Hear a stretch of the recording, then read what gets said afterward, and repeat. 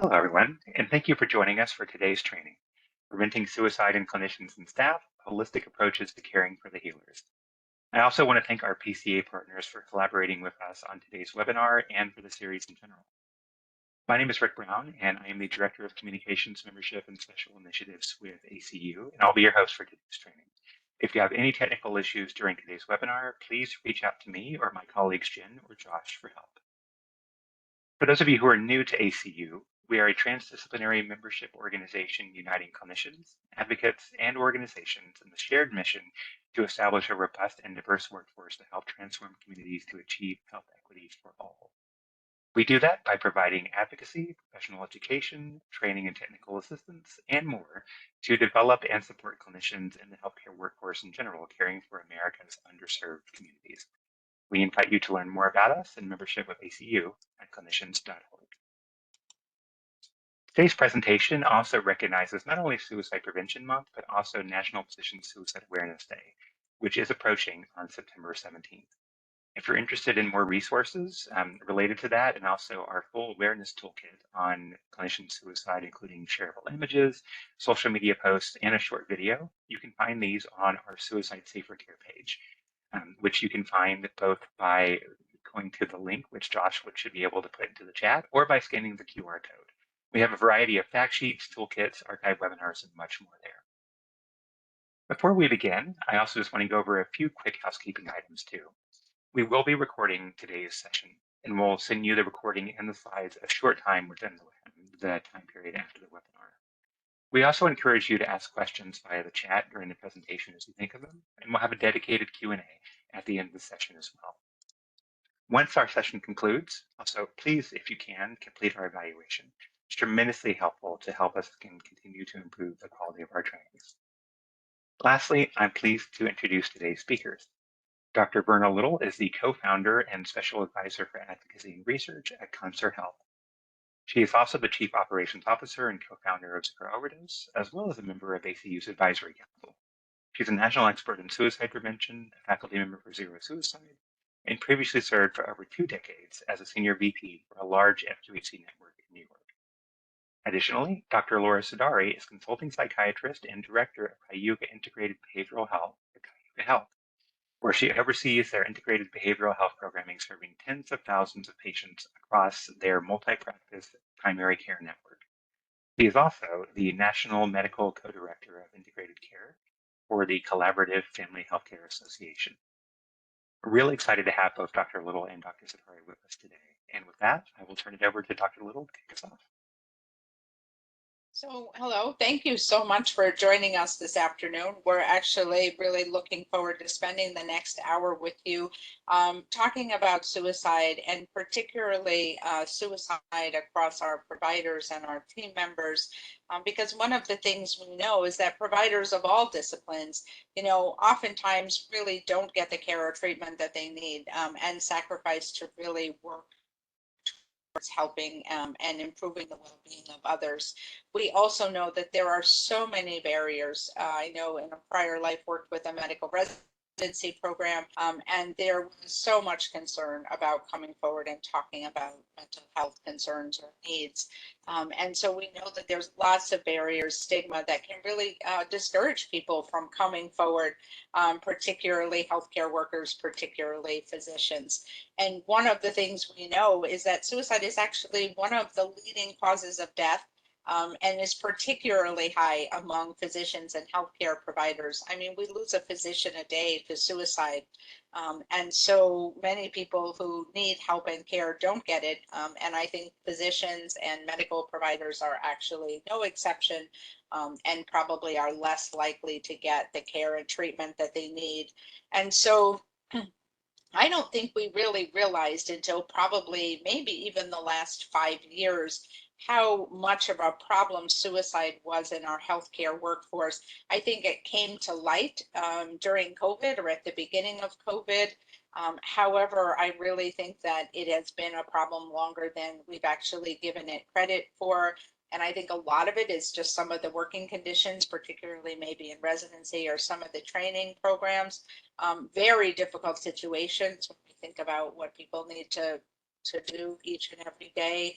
A lot of risks, particularly during COVID. There were lots of concerns, lots of exposure to just suffering and death, and also access to lethal means. I know when I, in a prior care life, worked in healthcare organization, and we had several medical providers, two nursing, a medical assistant, and a resident who actually tried to die by suicide and had access to the lethal means via the medications that we kept on site and that were in our formulary. So something to really think about. And when we think about the number of physicians and nurses who report symptoms of burnout, I think this is really important because people just start to feel hopeless. And so we know that a lot of this was just exacerbated by some of the stressors that started with COVID and have sort of continued on. And I think you see much higher rates than across the general population. And we know that physicians have some of the highest suicide rates of any profession. And when we think about how many we're losing, I think it's incredible.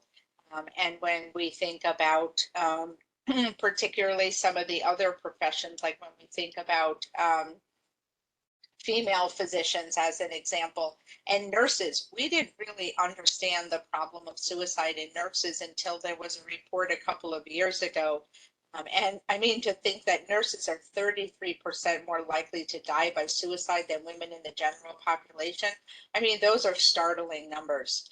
And so really wanting to make sure that we're aware of the numbers. And as we think about going forward and supporting our team members, that we're really coming up with some ways to keep everyone safe and create environments and organizations where people can talk about suicide.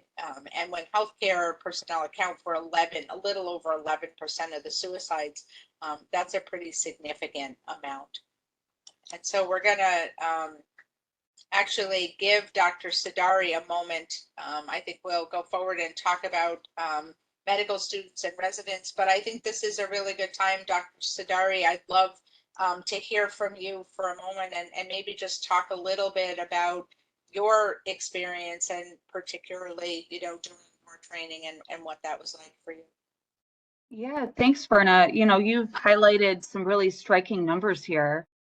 I have to say it hits home even more personally and differently when we live these experiences and we lose the individuals that are encapsulated in these numbers. One of the biggest losses in my life and in my career occurred as a young attending physician. I'm now 12 years out of medical school. When I was in residency, I worked with a lot of different outstanding psychiatrists and attendings, but one particularly stood out. Was one of my attendings who I worked with. She was an inpatient psychiatrist, and she became a mentor, not just to me, but to many other colleagues, especially young female physicians. She had outstanding clinical expertise, had trained at a top university, came to work with such positivity and confidence with authentic care for her patients. And she had this ability to really balance personal and professional responsibilities. And at that time, I was a mother to two young boys. She also had two young boys, and she was this role model to me for navigating this early journey of motherhood with also what appeared on every level to really look like outstanding wellness in the medical environment. For these reasons, it was especially earth-shattering to me as a young professional in my first year of attendinghood to unexpectedly learn that she died by suicide. And the information that was given for the broader community was that she passed away. But through the personal and professional spheres, I later learned that she died by suicide after leaving work at the inpatient unit. And I would learn from my colleagues that this occurred unexpectedly after she discovered some unsavory things were written about her on the internet. She left the unit that day without speaking to any of us who had gotten to know her well, those who worked with her in the unit at that time, as well as those of us, that were available by phone. She drove to a sporting goods store, purchased a firearm, and died by suicide in the parking lot via gunshot wound to the head. And this impacted me personally then, and it continues to impact me personally and professionally now as a mother, as a physician, and as a psychiatrist, that if this could happen to my mentor, it could happen to anyone. And there can be no signs, even for psychiatrists. We need to ask. We need to have the opportunity to connect and have a conversation. She left behind 2 young boys that she absolutely adored. And for, kind of all these different layers, there weren't signs of concerns. But in this moment, she experienced entrapment. She experienced feeling that there was no way out. And I think it would have been very different if circumstances were different. Death by suicide is not just a personal problem, it's a societal, cultural problem. What would have happened if there had been a time limit for her to purchase a firearm? What would have happened if she felt she could reach out to supports at the end of the day? That one of us had a chance to catch her on the way out.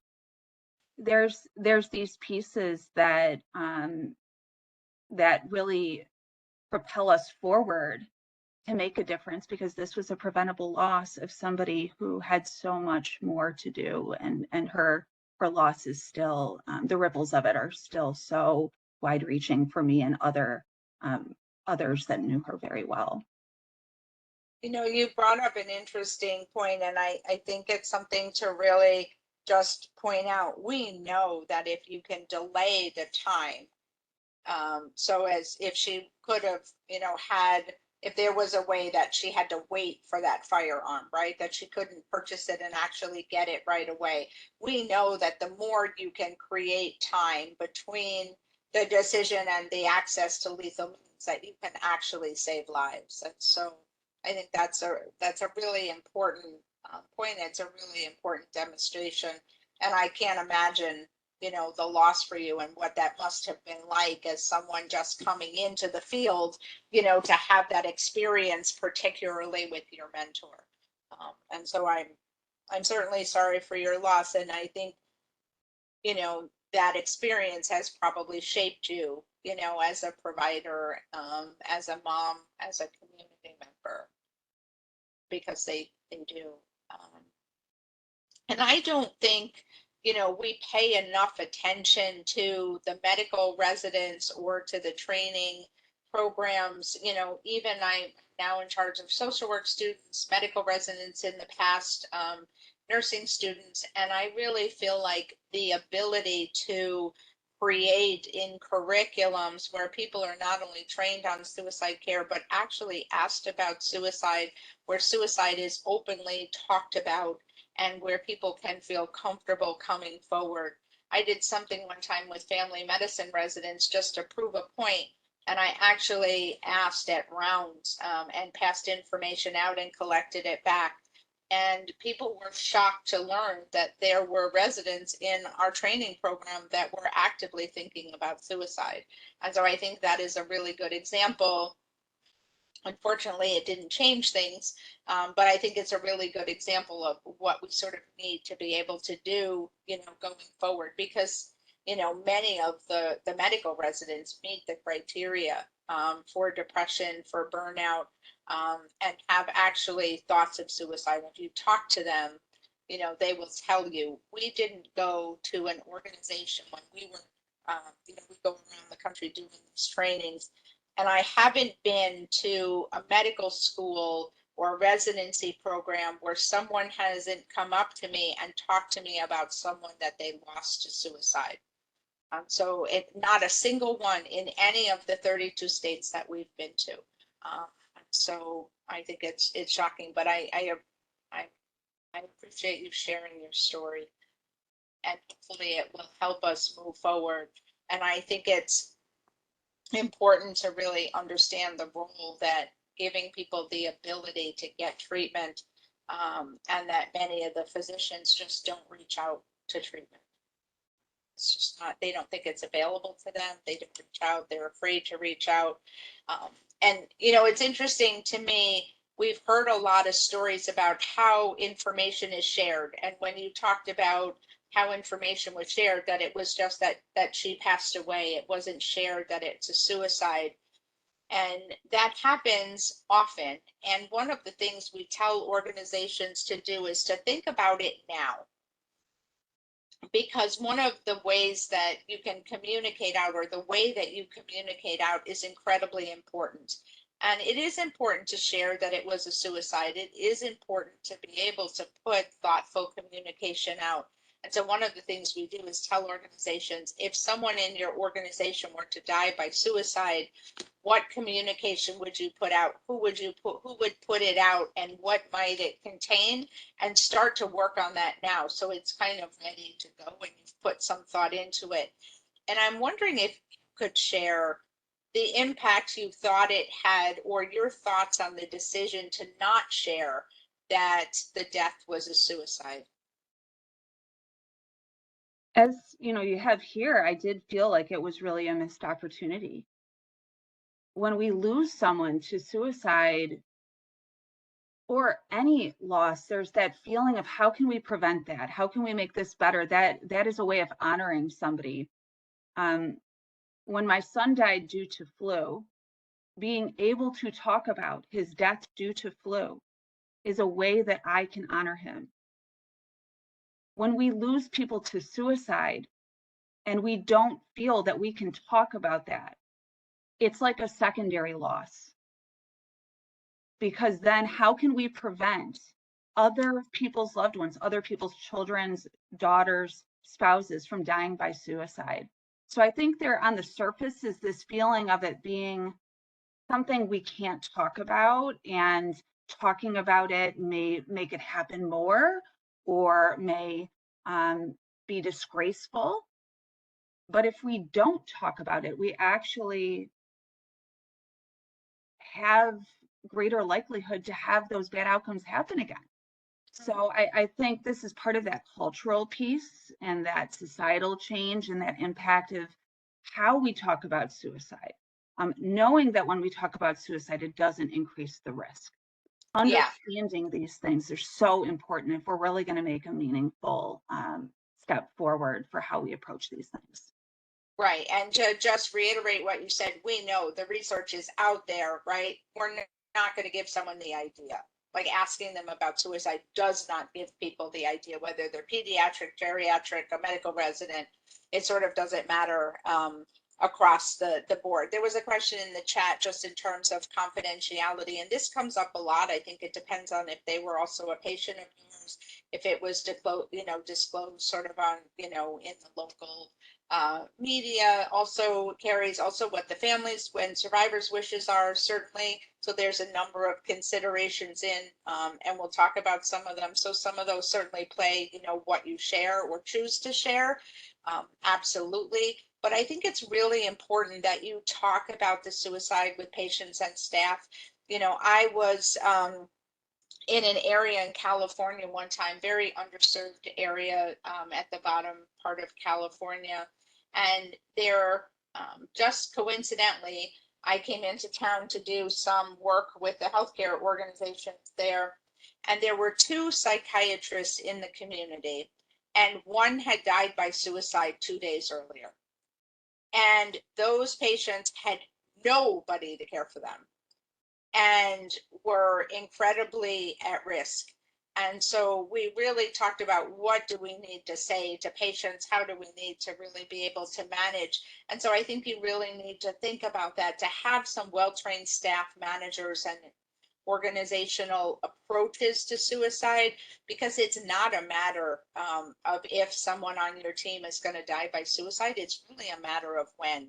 I was in Montana not that long ago talking to an organization, and she was counting out of hands. Well, we lost a nurse practitioner, and then we lost someone in the lab, and I had no words, and so they were, and that's starting to be a more common experience when we talk to particularly larger healthcare organizations.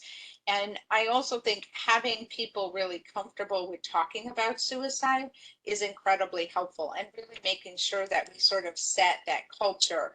And one of the things that comes up is, who do we actually, where do we lose people sort of falling through the cracks? And I think it's important to let people know if someone dies by suicide, everyone becomes more at risk. Staff become more at risk, patients become more at risk. And so we want to make sure that we're sharing information responsibly, but that we're not letting anyone fall through the cracks, and that we have a really clear understanding of what we're doing responsibly. So an organization in Michigan had an adolescent die by suicide, very public suicide. And they didn't do a good job keeping track of who was at risk sort of in their population. And so they decided they were actually going to put some steps in place for all of their pediatric and adolescent patients. They were going to ask everyone about suicide. They were going to talk in every primary care and every behavioral health visit about suicide and ask people directly about suicide, because they knew that they were going to be more at risk as a result. And so, but they hadn't planned that organizational response ahead of time. And they said, man, it would have been really helpful. Like, now that we think about it, we know that when someone dies by suicide, others are more at risk, but we never really thought about how does that play out in our, how does that play out in sort of our organization and what we really do. And so, yeah, really thinking about what that looks like is incredibly helpful. And so if you haven't been to the Zero Suicide website, I really encourage you to do that. It's important to be able to think about how you can take on some of these approaches sort of organizationally, and that gives you some really good ways to be able to do that. Couple of things to really think about. A lot of times there is no real training on suicide safer care or even suicide among team members. And so really wanting to train people on how to respond. So if I'm a practice administrator and someone at my front desk makes a suicidal statement in the lunchroom, or someone comes to me and says, so-and-so, I saw this on their Facebook account and they were thinking about suicide, really teaching your managers how to be able to respond and the kinds of questions to ask. And I know that there's a document and a process that a lot of health centers have to do called an HVA, or your vulnerability assessment. And I used to work in New York City at a health center, and we used to hate doing these HVAs. And, we had to do them for sort of regulatory reasons, and we would always make stuff up. What if a subway train came off and like crashed into the health center and all these things? And so one of times I was like, well, wait a minute, actually, we should include suicide on here. Like, what would we do if someone on our team died by suicide? What would we do if a patient died by suicide? And so we actually incorporated that into our HVA and really thought about what would that look like? What would we do? What organizational steps we would take, and sort of follow that process. And it was really helpful. And also thinking about how do you include your human resources or your people teams? Because a lot of times, someone will go to human resources. So, and that's also, to have them trained what to say, to be able to give them some responses. Thank you for telling me you're thinking about suicide. Why don't we, life is very important to us. Let's give you some information. Let's make sure that you're safe. And so it's really helpful. And if you have an EAP, a lot of EAPs are not trained with what to do for suicide or suicide safer care. So if you have an EAP, ask them, what would you do if one of our team members was at risk for suicide or disclosed suicidal thoughts? Are your people trained? What is your process? What does that look like? Because these responses, the best responses, are the ones that are sort of planned beforehand. And a manager in an organization is really, you're the key. Sort of your middle managers are the ones that are really going to be on the ground. They're going to notice someone, they're going to hear things, and they are the ones that should be empowered to ask someone, so, hey, I wonder, I know that you've been going through a difficult time, and, maybe sometimes people who are going through difficult times start to think about suicide. I'm wondering if you're thinking about suicide. And give people, give managers a guide so that there's something for them to be able to refer to. Give them some language, do some role plays so that there can be some, supports, and be able to identify what some of the warning signs might be. And so I know, Dr. Sidari, you sort of said, people didn't necessarily see any warning signs. I'm wondering if you think back, or in other situations, what you might have seen, or what some of your thoughts are about what people might look for. Yeah, I think this piece that you put out there, Verna, of the training ahead is so important. So having a plan impacts how we also see the environment. It changes the lens through within which we see the environment. Since I left medical training, we've had a lot of advancement in how we assess and identify and intervene in suicide risk. And so having those tools would have changed the way through which I would have seen that environment. I think when we are talking about our managers and our care teams and what to do, part of the resistance and the reluctance to engage in the assessment part is not having confidence in the intervention part. What am I going to do if my patient or my care team member discloses they're having suicidal thoughts? I don't want to feel like I missed something or did something wrong, or it maybe even caused their death by suicide. So when I think back about the warning signs and kind of the other pieces, I think back on what was the environment within which I was looking at that.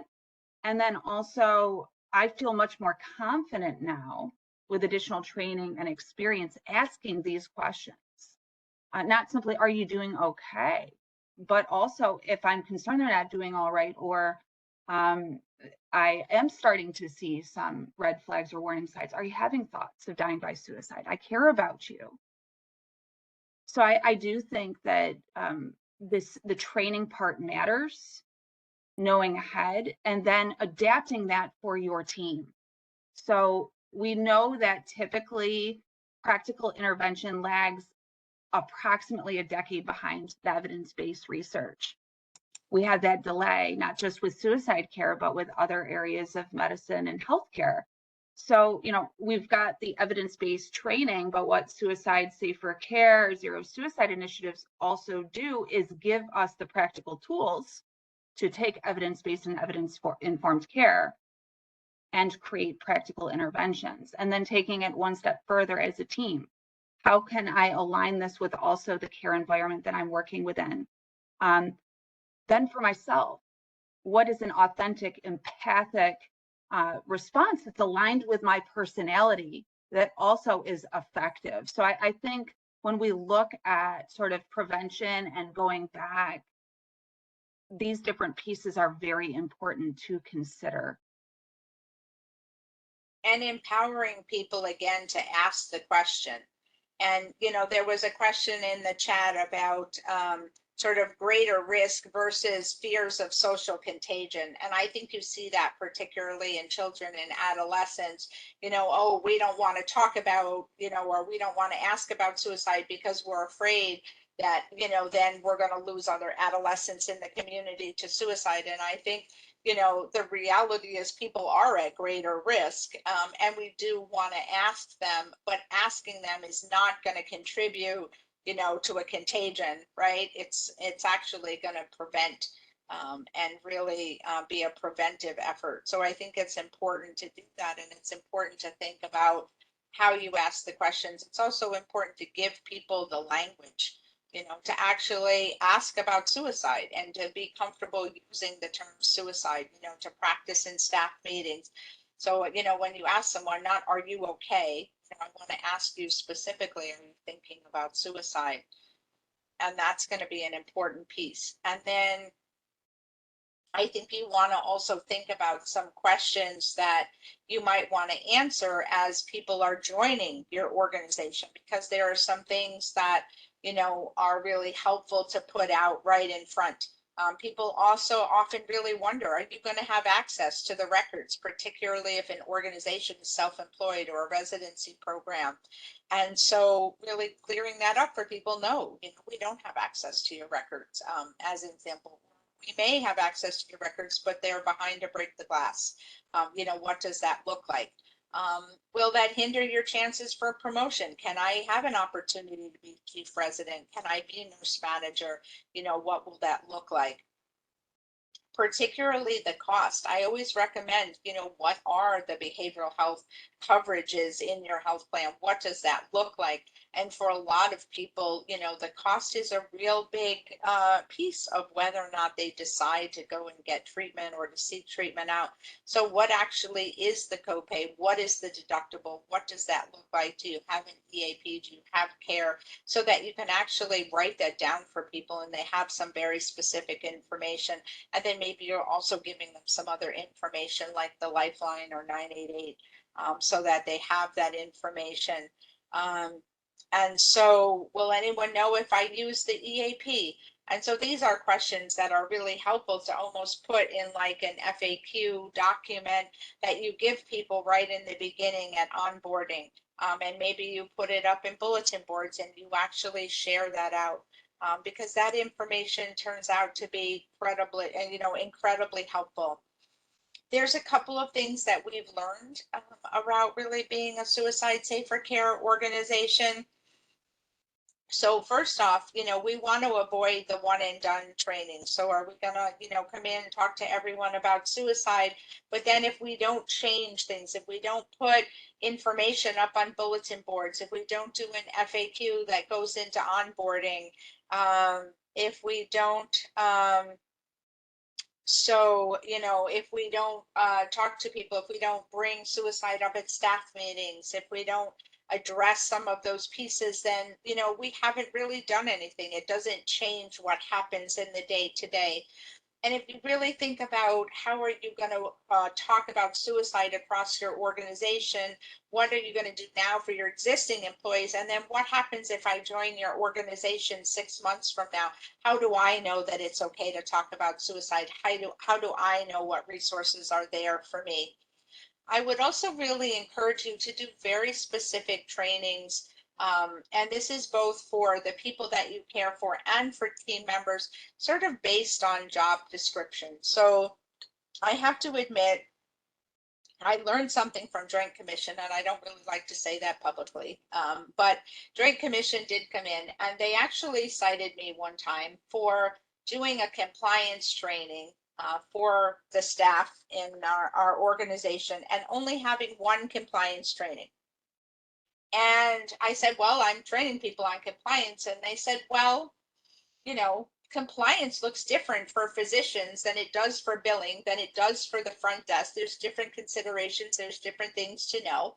And I didn't readily admit it, but they were right. And so when we think about training around suicide care, try to bring in real examples. So, when I was training managers recently, they talked about, and this is stuff you can't make up, that someone actually was in the parking lot and posting on Facebook and made a suicidal statement, right? And nobody really knew what to do. So they just kind of left her in the car and waited for her to come back in. There was a manager who wanted to keep someone safe while she made phone calls and figured out. So she put someone in the storage closet so that they would be safe and tucked away. So that she could kind of figure out what to do. And so taking some of those real world examples, not throwing people under the bus or doing it in a bad way, but saying, okay, here's a billing person and a patient made a suicidal statement while they were on the phone with them.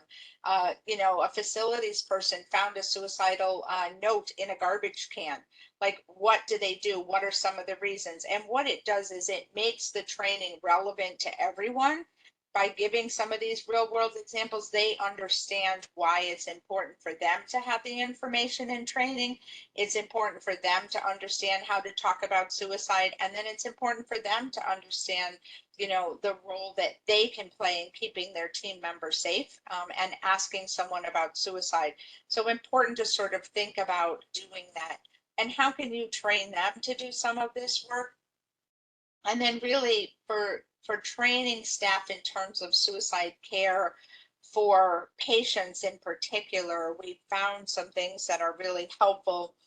One is that, oftentimes when you join an organization, you get a full day of sort of new hire orientation. Like the best thing you can happen is you get a good lunch, right? And, then the next day you learn how to use the EMR. But really, you're still figuring out, like, where's the coffee pot? Where's the bathroom? How do I use the EMR? And so a lot of information gets lost. And so what we've learned is that it's better to wait a couple of weeks and then bring someone back and say, here's how we care for patients in our organization. Here's what it looks like. Here's how you document it in the EMR, and really train them from beginning to end. That actually makes a really big difference. And to do the same with the managers. So here's how we care for individuals in our organization. Here's how we care for people. Here's how we support our team members. Here's how we support our patients, and do that sort of as a separate conversation outside of like an onboarding process, and give people a little bit of time to get settled. And then to think about, how would we know that that's successful, right? How do we know that we have made some of the right decisions, and what does that sort of look like? And really make sure that you have the infrastructure around some of this training, and how does training get reinforced. And Dr. Sidari, I'm really curious, because I know for me, and I don't know, Richard McKeon, who sort of runs suicide prevention for the country, often jokes about, like, the only class he ever had on suicide care was the one that he taught. And when I think about, my time in healthcare, I have doctorate in psychology, master's in social work. I never got formal training, like really substantial formal training in how to identify, assess risk, and care for someone who might be at risk for suicide. And I'd be interested to hear from you, like, what that looked like for you, and what some of your thoughts are in terms of exposures you've had to other health professions, and sort of the training or lack of. I had a bit of an unusual experience because I started my career as a military psychiatrist. So as a new attending, I had a different experience working for the Air Force, which has a really rigorous process of identifying and tracking on deaths by suicide and also suicide attempts. If you had a patient who attempted to die by suicide or self-harmed with potential lethal outcome, you had to fill out like a 50 to 60 page, kind of piece on all of the factors, all their previous attempts. There's also, for risk assessment, standard ways that everyone got a dynamic risk factor, static risk factor, and a protective factor assessment who is seen in the specialty care environment with an overall assessment of risk. So those were part of the overall processes and procedures. Did your training prepare you for that? Like, did your training as a psychiatrist prepare you to really understand and care for people at risk for suicide? No, the doing it did. Yeah. So case-based learning, multiple touch points, learning through examples. Like, as you're talking about training, it's not the one and dones. We can create an electronic module, have people click the box as they're drinking their coffee and maybe in the background trying to do 5 other things. That's not very effective. Making it relevant to one's everyday clinical practice, giving many opportunities to practice, having diverse touch points. Those are the things that really, really help. So I would say in my, pre-grad training, it was quite limited. In my post-grad early career, pretty robust. But we've also had a lot of changes since I was a military psychiatrist. I would say the zero suicide efforts and initiatives are above and beyond just a dynamic and static risk factor and protective factor assessment. I feel like there's much more high quality information out there about intervention. Now Matters Now with the Emotional Fire Safety Plan, I think, is an excellent intervention, not just in the clinical environment, but also in the personal environment, looking at suicide risk factors and level, similar to how we do for catching fire, using stop, drop, and roll. I mean, these are things that are practical applications to things we already know. And it allows for realistic interventions that even a layperson could do. So I would say that the doing, the living with practical interventions that are evidence informed and evidence based has been most helpful for me as a professional, but also as a person, because we never know when a family member or a loved one is going to come to us in a time of need. So those are the things I've found in my career thus far to be most helpful.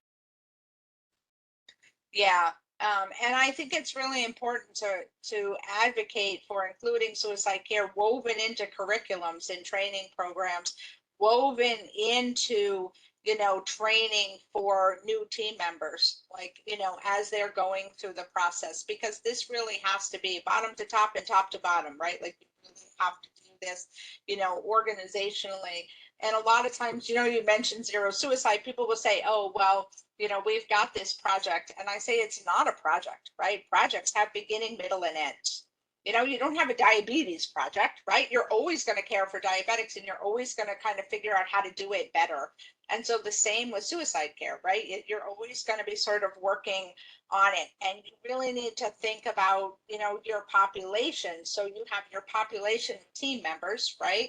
You have a population of individuals that are newly identified, and people that you're caring for ongoing that are at risk. And so really thinking across your populations and folding your suicide care and your suicide considerations into all of your organizational processes, your onboarding, and your HR policies. So a good example is many organizations have a policy that if you don't report to work for 3 days, then you're considered, you abandoned your position. And I remember as a manager, there are times when I used to feel grateful. Oh, they didn't show up. I don't have to, terminate them. This is until someone died by suicide. And then we realized that one of the things we needed to do was to rethink and to say, if someone doesn't come in, we should be concerned for them. And that one of the things we should do is reach out to them. We should make sure that they're okay. We should consider the fact that they might be at risk for suicide. And so really rethinking all of your organizational processes, your emergency preparedness, your technology. Are you sending information out? The messages that we all get in the morning on our computers, is there information there for team members? Is there patient, information on your portal? What is there included in terms of, what you're measuring? Do you know in your organization how many people are at risk for suicide? Are you putting it on the problem list? Are you measuring some of that? And champions. Do you have a champion in your organization that will really lead some of these efforts, both for team members, for patients, and sort of organizations? And then let people know what is expected. So I often talk about, early on, I worked with Epic, EMR, and doing some of the suicide work. And we had this really bright idea that I was going to turn the banner red. So if you put suicide on the problem list, the banner turned red. And I was excited, and the Epic people were excited. And then I realized that actually that changed nothing on the front lines. And that was because I hadn't been clear about what to do when you saw the red banner, right? Like, what was the expectation for a provider, a primary care provider, for a behavioral health provider, for an insurance enrollment? What did we expect them to do a little bit differently? And so I would be really clear, what are your expectations for your managers around, talking to your team members, identifying and addressing suicide risk in your patients? What is expected for people, so that it's really clear. And I think that's an important piece. And really bringing up, wellness and clinical supervision, coming into an organization, making sure that you give information. So if I come to work for your team, do I get an informational sheet on the Lifeline? Do I get a link to the Now Matters Now website? Do I think about educational opportunities? What are my opportunities, or what things are we doing to really sort of address wellness and to talk about suicide across the organization? And then we talked a little bit about postvention. Think about it beforehand. It is so important to think about your response beforehand. Fold it into your crisis response policies. separate, excuse me, separate support from the review. So one of the things we want to review our system to make sure that we're giving the best care possible, right? If we lose a patient to suicide, but that's not punitive. It doesn't mean someone didn't do their job. It's a system failure. And it needs to be a learning process. And that's very different than reaching out to Dr. Sidari to offer support if she lost a patient to suicide. And then providing some support to friends, to families, to team members, and really thinking about what that looks like. But it's very helpful to plan it all ahead of time so that you can really think about doing that. And I know that there's some really good resources. We did a webinar, and there's some excellent resources, because one of the things that comes up, particularly in organization, is their professional appointment or credentialing process, and some of the questions that they ask, and about whether or not people have sought treatment, about gaps in resumes or on CVs. And so there's some really good resources here that actually will give organizations some guidance about how to have a professional appointment or credentialing process that can be a little bit friendlier to be able to support some of those providers. You can also think about waiving copays for some of the employees that are seeking care to make it affordable for them. You want to contract with mental health services or providers that have hours that fit your team members. You want to maybe have opt-out mental health care. Maybe everybody gets some visits with the EAP, and that's anonymous, and really putting some of those systems in place for some of your pieces. And, you know, I talked a little bit about the credentialing as being a barrier. It is a tremendous issue for organizations. And I was actually really glad to see how much progress had been made. And here's a QR code that I'll leave here for a moment so that you can take it in. That actually takes you to a really helpful site to be able to get some information, to put some organizational policies in place. So we'll leave that for a moment so that you're able to do that. But I know, you know, just from personal experience being on the credentialing committee, if there was a gap in the resume, somebody had to explain it. And so if they were long-term treatment, then oftentimes that was the discussion in front of the committee, and many times that provider was not considered. So important to be able to do. So here's some sample questions in terms of credentialing or professional appointment. So I really think it's a good, it's a really interesting process to look at what you're asking now and be able to reframe, because you do need to get some information, but to be able to reframe the process and the questions to really support individuals coming in and give some language. I think this is wonderful language to be able to put out to candidates and to clinicians who will be coming into your organization. So there's lots of thoughts about time for interventions when someone makes a suicidal statement. Social media plays an incredible role. I cannot tell you how many organizations reach out and say an employee posted something on social media. Information from collaterals, you know, a phone call from a concerned spouse that says, hey, can you really keep an eye on someone? I'm very worried. And I would practice at the staff meetings, practice. If I make a suicidal statement, what is our response? You know, what do we say? What would we do? Because that really gives people the opportunity to practice some of these skills. So one of the things that I want to do is, Dr. Sidari, just give you a moment for some last sort of thoughts and words, and then we have a couple of minutes to open up for some questions. And people should feel free. I know we've gotten some questions in the chat. People should feel free to put additional questions in the chat.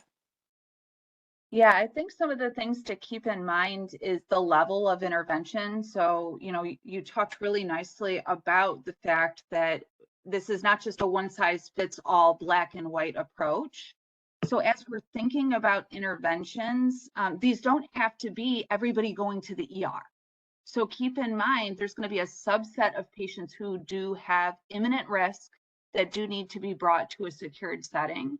But the Now Matters Now website really talks about interventions that can be given at a lower level. What we know is big risk factors that are mitigatable, that can be adjusted for risk for death by suicide, are things like entrapment, the feelings of hopelessness, cannot get out of this situation. So simply connecting with another human, looking someone in the eyes, having a conversation is an intervention that can help to reduce and prevent death by suicide. So as we're thinking about these interventions that are going to go alongside our assessment, we want them to be realistic, reasonable, accessible, adapted for the care setting. And if we don't know how to do that, that's when reaching out to experts like Verna, really looking at additional trainings that are focused on your care environment. Coming up with those things ahead is so important, because when we find ourselves in these situations, and as we see from the data, healthcare professionals are at higher risk. It's not a protective piece. So when we find ourselves in these situations, it's important that we feel prepared and capable, because it truly can and does save a life when we have these skills to be able to intervene. We've had some great questions in the chat. So please feel free to put any questions in the chat. And also really glad to provide any suicide safer care trainings to your organization, to your primary care providers, to your behavioral health providers in your organization. Reach out to ACU and they could certainly have that discussion. And I think it's really important around language. So, you know, one of the things we talk about often, and I've sort of coined it storage statements. You know, I did a lot of time training, and Laura's shaking her head because she's seen me talk about this, but it's so helpful for people, you know, to think about what your response would be if someone told you that they were thinking about suicide, because sometimes you're not expecting it. And I had someone reach out to me not that long ago and say, you know, I remembered your storage statements, but it wasn't, you know, at work. It was when I was driving my daughter and her friends to soccer practice, and you know, and so it was just interesting to sort of hear her story. But you know, these storage statements, like 2 or 3 sentences that you think about beforehand and practice them at staff meetings. Thank you for telling me you're thinking about suicide. Like, I heard you, I'm saying suicide, I heard you, I'm bringing suicide into the room. You know, your life is very important to me. I have hope for you. You know, it took a lot of strength for you to tell me that you're thinking about suicide. Those 2 or 3 sentences can make a huge difference, because I think all of us have had a time in our life when we hadn't said something out loud. We were concerned about telling someone. And the minute you do, the seconds after you do, you know right away, this was a good idea. I'm glad I did it, or, oh, shoot, I shouldn't have done it. Like, you know, very quickly. And so if you have those storage statements, you can respond, and then people say, oh, you know what, I'm glad I talked to you about this. This really gets at, Berna, how we say things is just as important, if not more important, than what we say. You know, the question in the chat, how do we kind of like facilitate talking about suicide without creating contagion? We're not glamorizing suicide or mystifying it or, you know, promoting it. We're saying, I care about you with these storage statements. I care about your life. Authentic gratitude. Those who disclose suicide are at lower risk to die by suicide because of the fact that many people don't tell anyone. Yeah. So by simply stating that, we actually have that opportunity to intervene that we may not otherwise have. So truly, you know, with intervention training and that confidence that we can help to mitigate that risk, we can express that authentic gratitude. There was a question in the chat about, can you send along storage statements? You know, can you send along those? You've got so many of those. Is that something that could be attached? Yeah, we can send them out. I actually have them on a slide, so I can send them out for certain. Yeah. And I also think it's, you know, somebody in here mentioned hospitalizations. Many people do not need to go to the hospital or to the emergency room fact, we know sending people who don't need to be there puts them at more risk, right? And it's just like any illness, right? We don't send every asthmatic to the emergency room, right? We want to send people to the appropriate level of care. And so it's very much the same with suicide. And so one of the things we talk about is how to really understand risk so that you can make sure that people get, you know, the appropriate level of care. How appropriate is it for a supervisor employee to be asking staff about something as personal as suicidal thoughts? And how appropriate is it for a supervisor employer to support someone around this? I think many would say this is a boundary not to cross. How would you respond to this? And when do you draw the line between providing counseling to staff and supporting staff? So I think there's very different, you know, if I was having chest pains, right? I think what would someone do? Would ask me if I was okay. Maybe someone would see me very quickly to determine, you know, what I might need, right? And so very much the same. If someone is at risk or you think someone is at risk, then asking them, we're not providing counseling, we're not providing mental health treatment. What we're asking someone is, you know, I'm concerned about you and I'm wondering if you're thinking about suicide. And so that's a very direct, very, you know, question. And then if the answer is yes, then it becomes about really making sure that person is safe and giving your manager the tools to be able to say, you know, we have an EAP program that has people trained, you know, to talk to someone who's at risk for suicide. What I'd like to do is, why don't you sit in my office where it's private and give them a call, and then we can talk when you're done, right? So that, you know, you're giving people the space, you're not providing treatment, you're not crossing boundaries, so to speak, but that you're making sure everyone is safe and you're letting people know that it's okay to talk to someone if they're at risk. You know, you would want me to tell you if I was working your front desk and having really bad chest pains. That's a great example of the how we ask is as much important as the what, and then also adapting the interventions for the care environment. So, you know, when we think about these things, it's a matter of safety and well-being, which is a part of everyday, you know, work environment. We train lots of people to provide CPR. We train a lot of people about how to intervene for other safety and emergency situations in the workplace. This is very similar. And this is part of the societal and cultural change that really zero suicide initiatives are about, because there is still that stigma. I think we have to acknowledge that there still is that stigma, but it doesn't have to be that way. So if we come at it from a culture of safety, and if we come at it from a culture of well-being, that will help us to move the mark on this. Absolutely.